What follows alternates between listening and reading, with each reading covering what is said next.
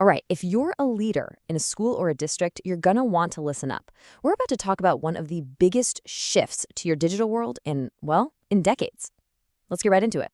So let me just ask you straight up. Is your district ready for 2026? Because, and I'm not being dramatic here, the clock is officially ticking.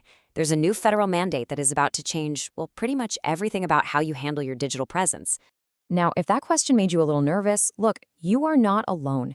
A recent national survey from the National School Public Relations Association, we'll just call them NSPRA, found that a whopping 86% of school districts feel like they're not even close to being fully compliant. That means only 14% feel like they're on the right track. That just goes to show you the scale of the challenge we're all looking at here. But hey, don't worry, that's why we're here. We're going to break this all down. First, we'll get into what this new mandate actually is. Then, we're going to talk about why this is about more than just rules. It's about equity. After that, we'll take a hard look at where most schools are right now. Then, we'll shift gears and talk about moving from just checking a box to building a real culture around this. And finally, and this is the good part, we'll lay out a super clear 4-pillar roadmap you can actually use. Okay, so first things first, let's tackle the new mandate itself. This part is all about understanding exactly what's changed and, what's now required of you. So here's the headline. In April of 2024, the U.S. Department of Justice dropped a final rule that updates Title II of the Americans with Disabilities Act. And this is a big deal because, for the very first time, it sets clear, specific, and legally enforceable standards for all your web and mobile stuff. And just to be crystal clear, it explicitly calls out K-12 schools. What's great about this new rule is that it finally ends decades of, vagueness. It locks in 4 really key things. First, we have a new technical standard, the Web Content Accessibility Guidelines. You'll hear it called WCAG 2.1 Level AA. That is now the official benchmark. So what does that mean? It means your website, your apps, all of it has to meet this global set of criteria for things like, color contrast, being able to navigate with a keyboard, and making sure screen readers can actually understand the content. Second, it gives us firm deadlines. No more guessing. Third, the scope. It's huge. It covers all your digital programs and services. We're talking everything from the district homepage to the learning management systems and even the HR portals. And last but not least, it sets up clear, enforceable accountability. All right, let's talk deadlines because this is the really critical part. And here's a key detail. The deadlines are based on the total population your public entity serves, not your student enrollment numbers. So if you're in an area with 50,000 people or more, your deadline is April 24th, 2026. If it's less than 50,000, you get an extra year until April 26, 2027. But look, either way, there is absolutely no time to waste. Okay, but let's be real. This isn't just about following technical rules or trying to avoid a lawsuit. At its very core, this is all about equity. And the guidance from the Department of Justice really makes this goal crystal clear. It's not enough for information to just be available. It's about the actual experience a person has. I mean, this example here says it all, right? A parent who uses a screen reader should be able to fill out enrollment forms just as easily as any other parent. That means no weird barriers, no extra hoops to jump through, and no having to call someone for help. The official term they use is substantially equivalent ease of use. And what that boils down to is making sure the experience for individuals with disabilities has the same timeliness, the same privacy, the same independence, and is just as easy to use. I mean, think about that. It's a really profound shift. We're moving away from just tacking on accommodations after the fact and moving toward designing for inclusion right from the very beginning. So that's the goal. But how are districts actually doing with all this? Well, let's take a look at the data. And spoiler alert, it really paints a picture of a sector that's up against some very real and very shared challenges. One of the biggest roadblocks, it's that responsibility is stuck in silos. That NSPRA survey we mentioned found that a massive 82% of districts say this is the job of the communications staff. 41% say it's on IT. But look at the gap here. Only 6% of districts have put any form of responsibility on teachers, the very people creating the instructional content every single day. This just can't be a comms or an IT task. It has to be an all-in organizational commitment. And this quote from someone who actually took the survey just nails it, right? Ensuring accessibility requires every single department to collaborate. It cannot be done in isolation. I mean, that's the bottom line. This work is just way too big for 1 or 2 departments to try and handle by themselves. And that brings us to the second huge roadblock, your vendors. Get this.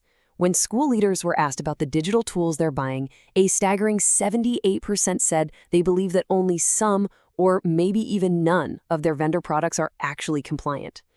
That is a massive crisis of confidence, and it points to a huge disconnect in how schools are buying software.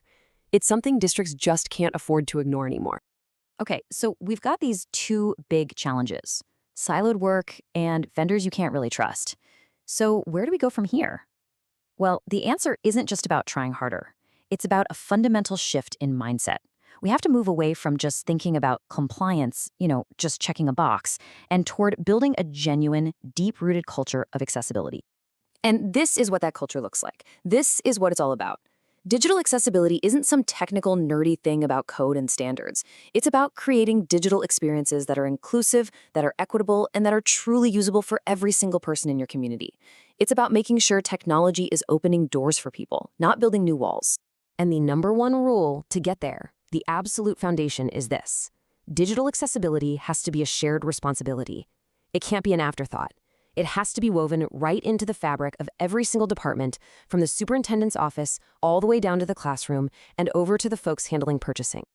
Okay, so that sounds great, but how do you actually do that? How do you make it happen? Well, we've gone through all the research and the best practices, and we've boiled it down into a clear, actionable roadmap. And it's built on 4 core pillars. It's pretty straightforward, really. Here are the 4 pillars. First, you have to formally embrace that idea of shared responsibility. Second, and this is a big one, you need to change how you buy stuff, your procurement practices. Third, you've got to implement comprehensive and ongoing training for everyone. And fourth, you need to conduct regular audits to actually measure your progress and hold yourselves accountable.